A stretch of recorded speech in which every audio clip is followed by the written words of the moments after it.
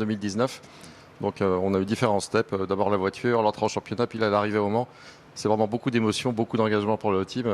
On est beaucoup à vivre un rêve aujourd'hui. Donc quoi qu'il se passe ce week-end, ce sera un bon week-end. C'était furtif, mais vous venez de gagner 6 fois les 24 heures du Mans avec Jackie X à l'instant.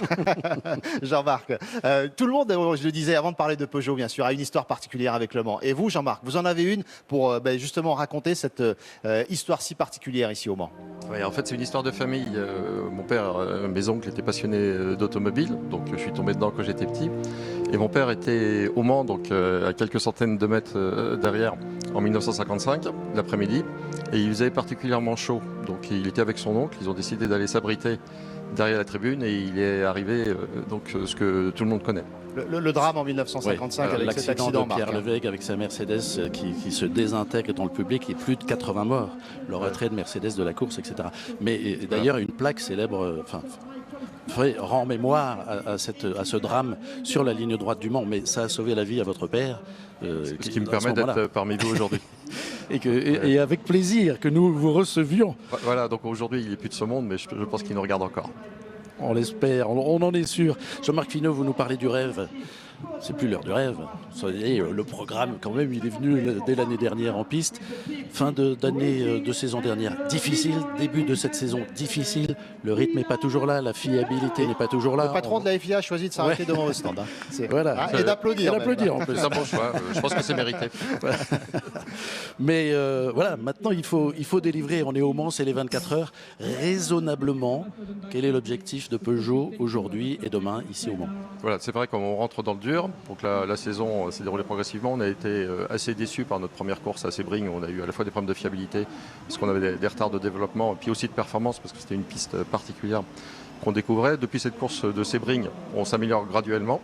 Donc on va dire en pourcentage par rapport au leader, on se rapproche, mais pas à la vitesse qu'on voudrait, parce que tant qu'on ne sera pas en train de se battre avec les premiers, on ne sera pas content. Et on est sur une bonne tendance. Donc je dirais autant en qualification, on était nettement en retrait. Au rythme de course, il ne devrait pas y avoir d'écart sensible. Et donc ce qui va se présenter, on va avoir une course, on va dire, avec 3 données d'entrée, le rythme, le temps qu'on va passer dans les stands, qu'on va essayer de minimiser, et puis le traitement des aléas, en particulier les aléas climatiques, où il peut se passer beaucoup de choses. Mais on pense que c'est surtout le temps passé dans les stands qui fera le résultat. Et donc si on arrive à assurer cette fiabilité et à être là donc demain à 16h, je pense qu'on peut être assez bien placé. Mais c'est une condition. Jean-Marc, je vous propose d'écouter Jean-Éric Vergne, votre pilote qu'on suit avec la Formule E, bien sûr, sur notre chaîne. Comment positiver lorsqu'on est pilote? Je pense que ça va vous intéresser de l'entendre. Jean-Éric Vergne, qui évidemment passe de la Formule E à Peugeot et l'endurance. Jean-Éric Vergne, qui est positif lorsqu'il parle de cette aventure. La seule manière de passer outre cette frustration, c'est de travailler sur soi-même, de travailler avec son équipe et de se fixer des objectifs réalistes. Des objectifs réalistes,